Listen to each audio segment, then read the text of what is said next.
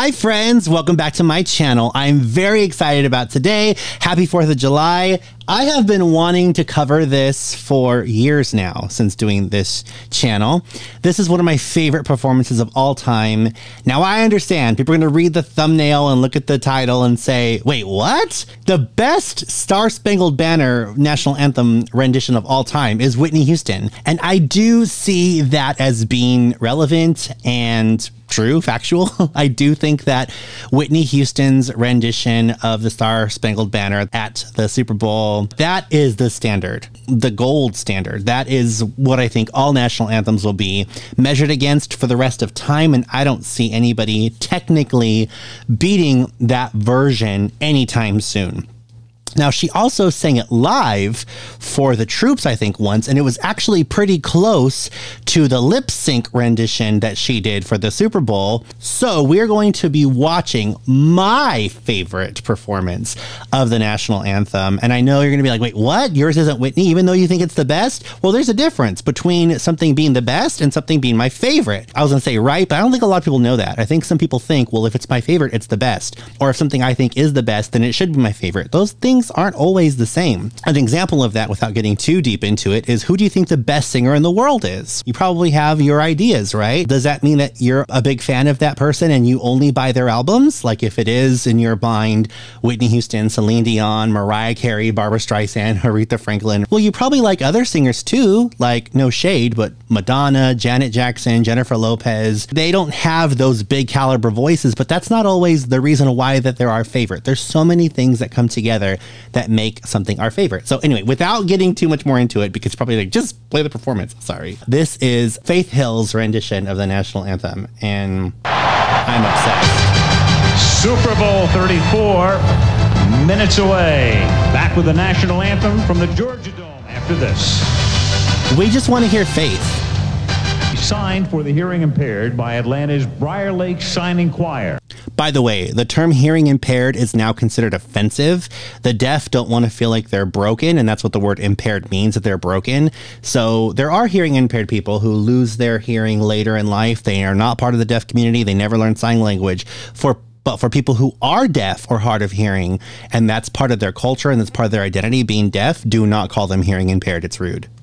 And will be sung by award-winning recording artist Faith Hill. Yay!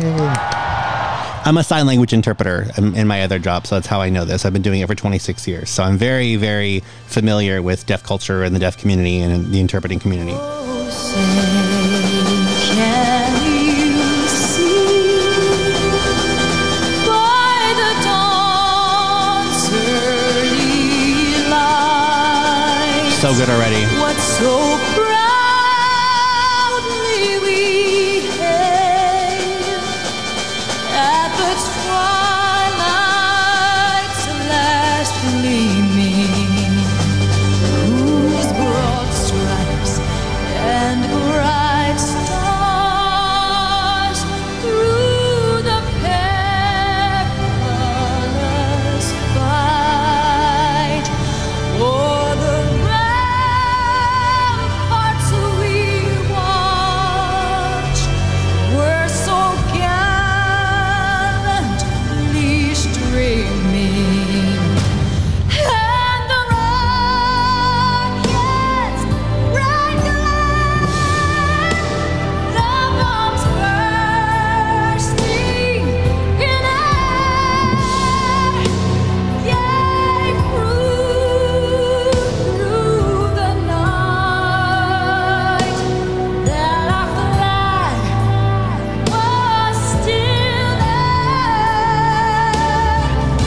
Goosebumps. Sang us that star-spangled banner.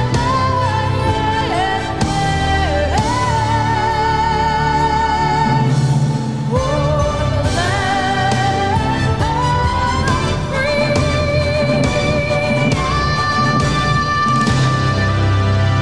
and the home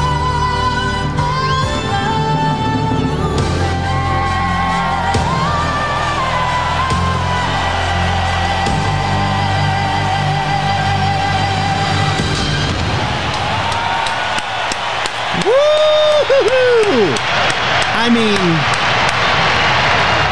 I have watched this so many times, and every single time it still gives me goosebumps. It gives me chills.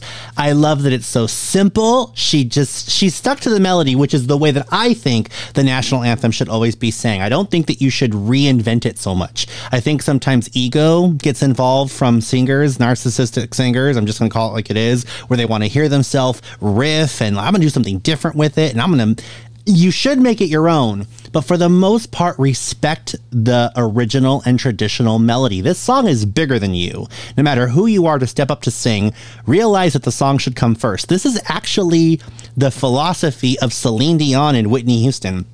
Celine Dion specifically in her book writes that I, as the singer, should always come second.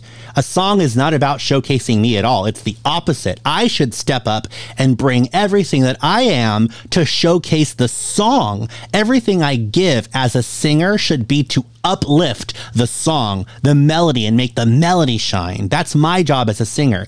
And the kind of cool thing about that is when you do that, then the singer is elevated. The singer is considered great when the singer humbles themselves and lifts up the song. It reminds me of that, not to get too like biblical, but Jesus says that if you're going to a wedding, don't assume that you're going to be the guest of honor and go sit in the front next to the bride and groom, because there might be somebody that's actually more the guest of honor than you.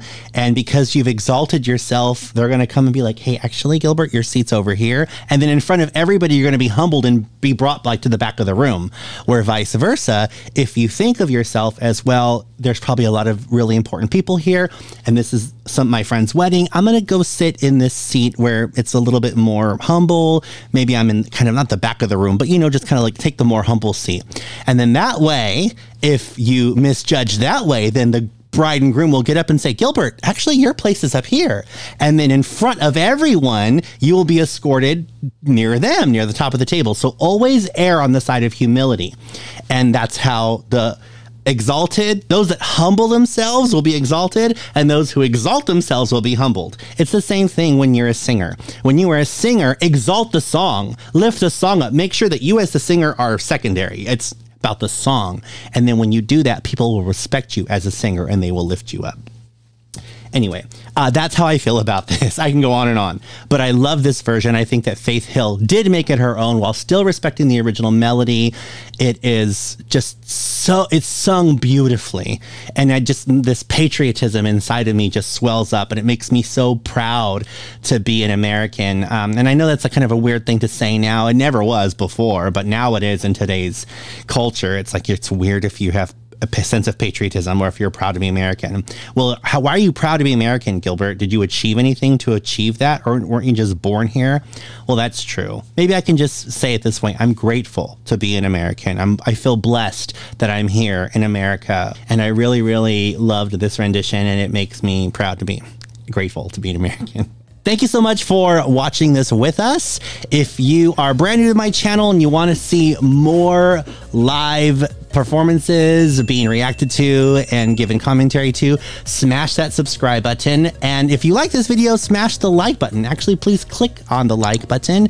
That will tell the algorithm that this was worth viewing, and hopefully more people will come to it. I really enjoyed this. Thank you so much for hanging out with me. More to come. Happy Independence Day if you are an American. If you're not an American, I just hope you like this video, and hopefully you're doing something today that celebrates your own sense of independence, whatever that means for you. I love you, God bless you, and I'll see you in the next video. Mwah! Bye! I've got a pork butt slow roasting. I just took it out to base it. A combination of apple juice and barbecue sauce diluted in here to spray it so that it can develop a crusty bark on it. This is going to be an all-day thing, but this is 2 hours in. I'm so excited. All right, here we are 8 hours later, and this is looking like a dream. It smells incredible in my apartment. We're gonna let it rest for about 20 minutes, and then we're gonna make sandwiches. The pork just shreds like butter. Okay, I have to make a sandwich right now. You don't even understand. I have to make a sandwich right now. And here we are, 9 or 10 hours later. Barbecue pork sandwiches. Oh, it smells incredible in this apartment. I'm gonna take a bite. Okay, y'all, moment of truth.